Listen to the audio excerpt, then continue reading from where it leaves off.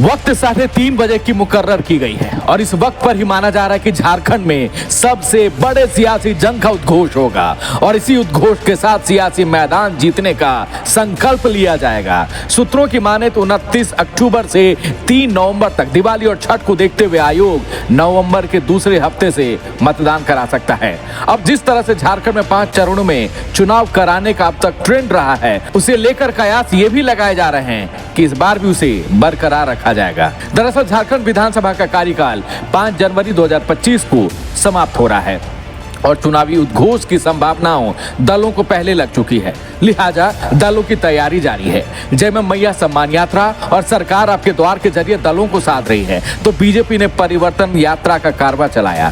कांग्रेस की तरफ से भी चुनावी मैदान में संवाद कार्यक्रम चला गया और चूंकि चुनाव की तारीख की घोषणा होने वाली है, तो दल भी पूरी तैयारी के साथ तो एक ठोस चोट मारने के लिए मैदान में उतरने जा रही है। भारतीय जनता पार्टी पूरे तरीके से तैयार है। इस प्रदेश की जनता पूरे तरीके से तैयार है।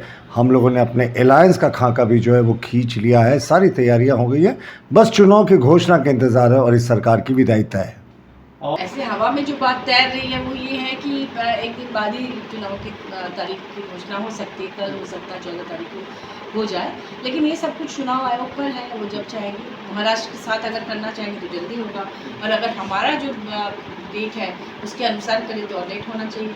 काम करने का और थोड़ा वक्त मिल जाएगा हमारी सरकार को, जिस तेज़ी से माननीय मुख्यमंत्री जी काम कर रहे हैं। दरअसल उनका जो टारगेट था उसमें बार बार उनको इसीलिए तो रोका जा रहा था भाजपा के द्वारा। आपने देखा कि किस तरह का षड्यंत्र उनके साथ हुआ। बिना सबूत के ईडी ने उनको 5 महीने तक जेल में रखा और बाद में माननीय न्यायालय ने कहा कि नहीं, उनके खिलाफ कोई सबूत नहीं है। चुनाव से दूर रखने के लिए लोकसभा चुनाव तक पूरा चुनाव उनको अंदर रखा, लेकिन जनता समझदार है, उन्होंने समझ लिया।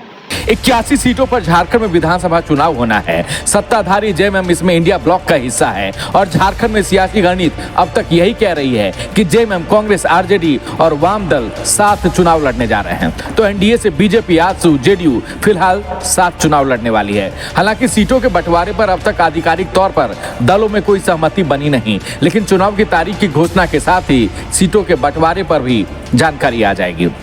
25 का पासा किसके पाले होगा ये तो आने वाले वक्त पर टिका है, लेकिन 19 में जिस तरह से नतीजों में लहर के साथ जेएमएम आई थी, सत्ता से बीजेपी को दूर किया था, झारखंड में पहली बार चली 5 साल की सरकार को सत्ता से हटाया है, उसकी टीस बीजेपी को अब तक है। लेकिन 19 के नतीजों में हेमंत भारी हैं। 19 में झारखंड मुक्ति मोर्चा ने 30 सीटें जीती थी, जबकि कांग्रेस ने 16 सीटें हासिल की थी। Bureau report 99 news.